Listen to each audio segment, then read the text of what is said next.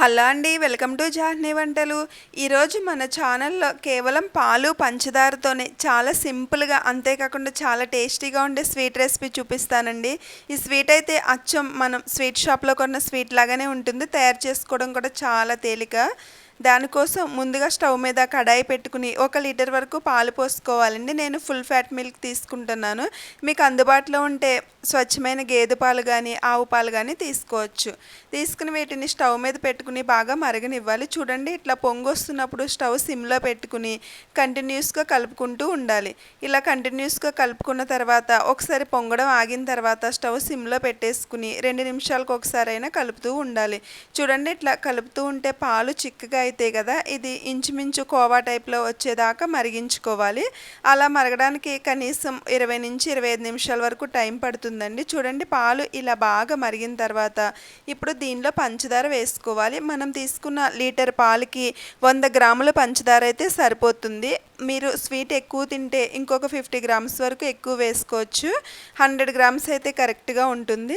పంచదార వేసిన తర్వాత ఈ పాలు ఒకసారి మళ్ళీ కొంచెం లిక్విడ్ లాగా అవుతాయి. మరి స్టవ్ సిమ్లో పెట్టుకుని దగ్గరగా అయ్యేదాకా తిప్పుకోవాలి. చూడండి, మరొక 10 నిమిషాలు కంటిన్యూస్గా మరిగించుకునేసరికి స్వీట్ కోవాలాగా అయింది కదా. ఇప్పుడు ఇలా బాగా దగ్గర పడిన తర్వాత దీనిలో ఒక 1/2 చెంచా వరకు ఇలాచీ పొడి వేసుకోవాలి. మీకు కనుక ఇలాచీ ఫ్లేవర్ నచ్చకపోతే కనుక స్కిప్ చేయవచ్చు.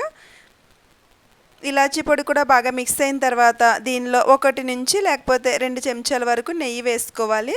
నెయ్యి కూడా వేసుకున్న తర్వాత స్వీట్లో నెయ్యి బాగా మిక్స్ అయ్యే వరకు ఒకసారి బాగా మిక్స్ చేసుకుని స్టవ్ ఆఫ్ చేసుకోవాలి. ఇలా స్పూన్తో బాగా అద్దినట్టుగా కలుపుతూ ఉంటే మన పాలల్లో చిక్కగా అయ్యేసరికి కొంచెం పలుకులాగా అవుతుంది కదండి, అది లేకుండా చాలా సాఫ్ట్గా వస్తుంది.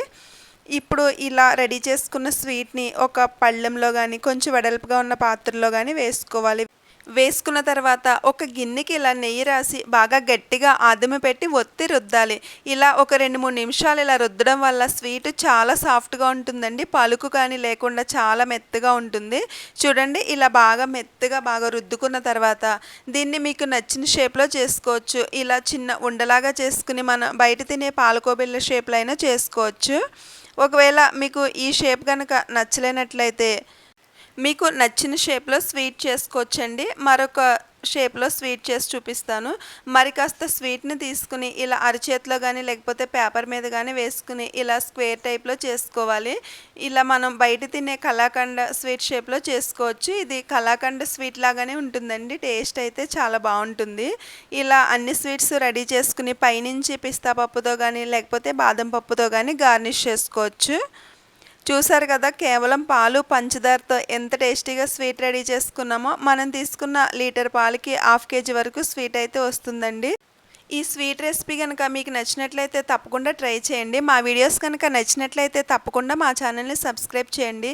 వీడియో నచ్చితే లైక్ చేయండి, షేర్ చేయండి, కామెంట్ చేయండి. అలానే మీ ఫ్రెండ్స్కి ఫ్యామిలీ మెంబర్స్కి కూడా షేర్ చేయండి. And thanks for watching.